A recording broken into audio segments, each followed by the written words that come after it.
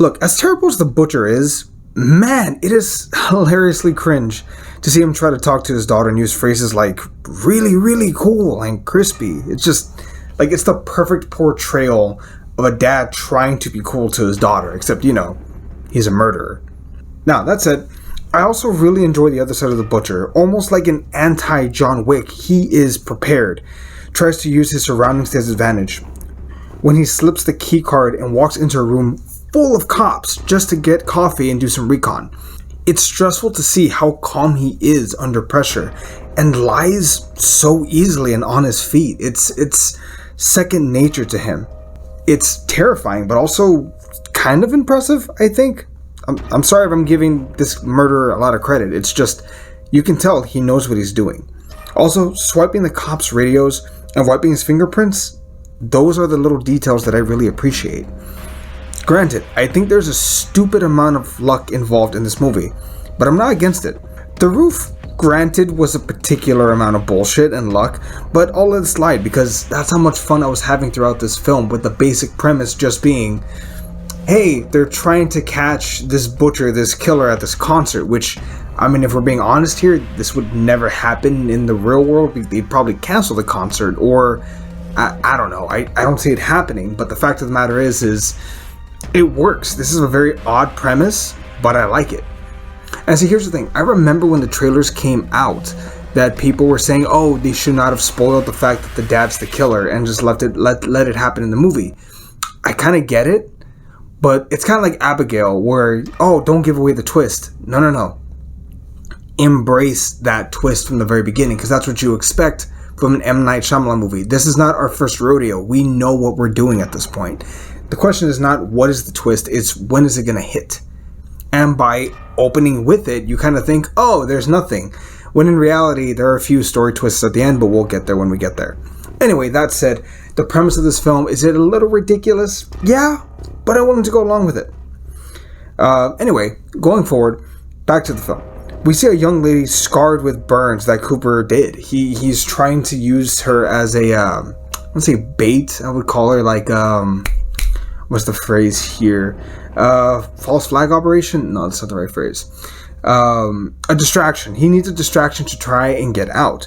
He doesn't care who he hurts. And you see this cold, numb look on his face when we hear the screams of an unfortunate soul whose only sin was working at a concert.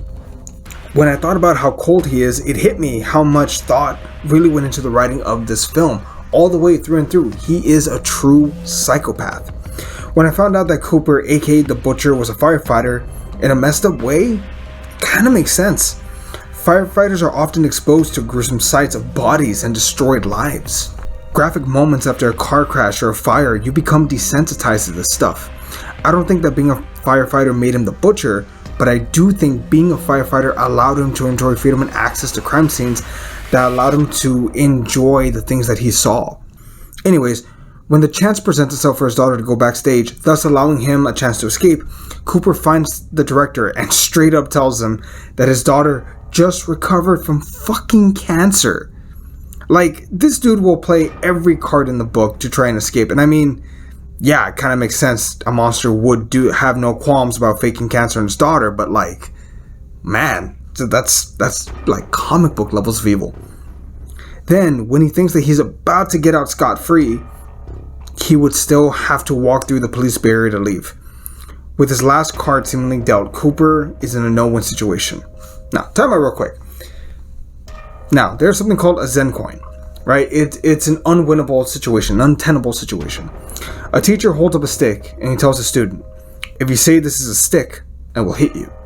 If you say this is not a stick, I will hit you. If you say nothing, I'll hit you. It's a no-win situation, so what do? Break the fucking stick. Cooper manipulates the pop star Raven into letting him and his daughter go out with her. It's the least tactical move he's made all day, but then again, he's kind of running out of options. The pop star Raven calls his bluff, helping him leave, but wants to visit his house along with his daughter. And see, that's perfect. Riley is glued to the star and Cooper won't break perfect dad mode in front of his daughter. It's a stalemate. He wants to keep the two lives separate, never allowing them to touch. Raven, in a rare moment of proper use of social media, is able to use her fans to find the house the hostage was in, via various moments of Pixar levels of false endings. We think he's caught when the cops raid his house, but he ends up using a hidden tunnel to cross the street and re-abduct Raven. Then, in the middle of a crowded area when the cops have him surrounded, he manages to flee again in civilian clothes. He ends up back at his house with only him and his wife, with all the cops appearing to be gone. We then find out that his wife, Rachel, suspected him. She is the one who left the evidence at the crime scene. She is the only reason he is on the back foot. The fact that Cooper was so hell-bent on keeping these parts of his life, never allowing them to touch, is honestly fascinating and somewhat relatable. But look, I'm not a secret murderer, right? I promise. I'm not. I'm not a killer. Right? But I understand the desire to keep certain parts of your life separate for fear of things going south.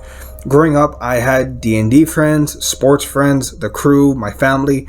So whenever they all got together for my birthday, it was pretty stressful because you don't want things to not mix well, if that makes sense. Now, back to the film. Rachel actually poisons Cooper and he's caught after taking not one, not two, but 3 tasers. While leaving, he pulls one last trick, stealing a post from a bike that Riley has. The final scene is of him picking his handcuffs and laughing, and honestly, I love it.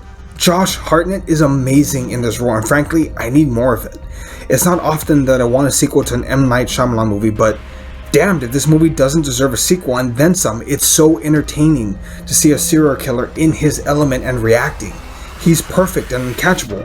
He's just flawed enough to be believable. He only gets caught not because of him, but because of his wife.